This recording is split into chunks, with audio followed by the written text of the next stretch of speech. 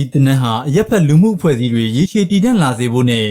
ပြဿနာတွေကိုလူခွင့်ရေးရှုထောင့်ကနေထဲထဲဝင်ဝင်ချင်းကပ်နိုင်ဖို့ရည်ရွယ်တာပဲဖြစ်ပါတယ်။၃ရက်တာပို့ချမဲ့ဒီတနက်မှာဖွံ့ဖြိုးရေးနဲ့လူခွင့်ရေးတွေကိုချိတ်ဆက်တင် ကြားပေးမှာဖြစ်တယ်လို့ကုလသမဂ္ဂကရေရှည်ဖွံ့ဖြိုးရေးအတွက်ချမှတ်ထားတဲ့အချက်18ချက်ကိုရှင်းပြသွားမှာဖြစ်ပါတယ်။ဘယ်ဆိုရပဲဖြစ်ဖြစ်ကမ္ဘာကုလသမဂ္ဂကပြဋ္ဌာန်းထားတဲ့အချက်တွေကိုလေးစားအကောင့်ထဲပေါ်ပေးဖို့တာဝန်ရှိပြီး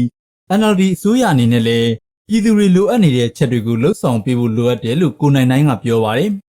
အစိုးရအနေနဲ့လည်းသူတို့အစိုးရဖြစ်တဲ့အတွက်ကြောင့်လူခွေပေါ်တောင်းရှိမှုတွေတောင်းယူရမှုတွေအများကြီးရှိလာတယ်အဲ့တော့ဘယ်အစိုးရပဲတက်တက်ဒီအခွင့်အရေးပေါ်မှာကျွန်တော်တို့ဒီကမ္ဘာကုလသမဂ္ဂကပြဋ္ဌာန်းထားတဲ့အချက်တွေကိုလေးစားအကောင့်တွေပေါ်ပေးဖို့တောင်းရှိတယ်အဲ့ဒါကြောင့်ကျွန်တော်အခုအစိုးရမှာဆိုရင်လည်းသူတို့ဒီ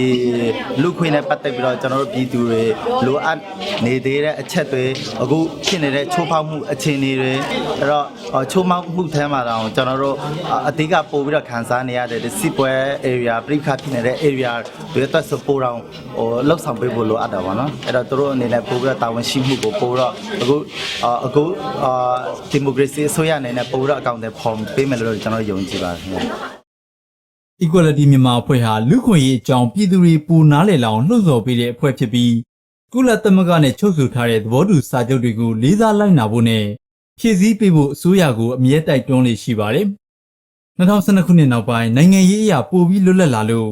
နိုင်ငံရေးသမားတွေလွတ်တော်အမတ်တွေနဲ့တွဲပြီးပညာပေးမှုတွေပိုလုပ်လာနိုင်ခဲ့တယ်လို့ကိုအောင်ကဆိုပါတယ်လွတ်တော်ကသတ်မှတ်ထားတဲ့လူခွင့်ရေးဆိုင်ရာဥပဒေတွေကိုနိုင်ငံတကာစံချိန်စံညွှန်းနဲ့ကိုက်ညီအောင်ကြိုးစားနိုင်တယ်လို့အရက်ဖက်လူအဖွဲ့အစည်းနဲ့ပူးပေါင်းပြီးတော့ကုလသမဂ္ဂမှာအဆိုတင်သွင်းအကြံပြုနိုင်ကြတာတွေရှိတယ်လို့ပြောပါတယ်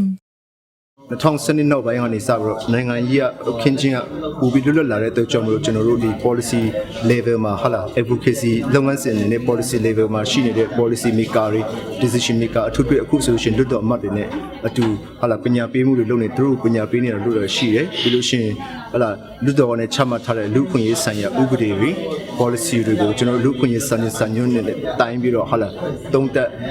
အကြံပြုချက်တွေလုပ်တာရှိတယ်ဒီချိန်လေးမှာပဲကျွန်တော်တို့ဂျန်တဲ့အဖွဲ့အစည်းအရက်ပဲလူအဖွဲ့အစည်းနဲ့ပူးပေါင်းပြီးတော့အစိုးရကိုတူးနေတဲ့ဟာလေးတွေနိုင်ငံတကာမှာရှိတဲ့လူ့အခွင့်အရေးကောင်စီမှာလည်းပဲကျွန်တော်တို့ဒီမြန်မာနိုင်ငံဆိုင်ရာလူ့အခွင့်အရေးအခြေအနေတွေအစီအခံစာတင်သွင်းတဲ့နေရာမှာအရက်ပဲအဖွဲ့အစည်းဂျန်တဲ့အရက်ပဲအဖွဲ့အစည်းနဲ့ကျွန်တော်တို့ပူးပေါင်းလုပ်ဆောင်နေတာရှိပါတယ်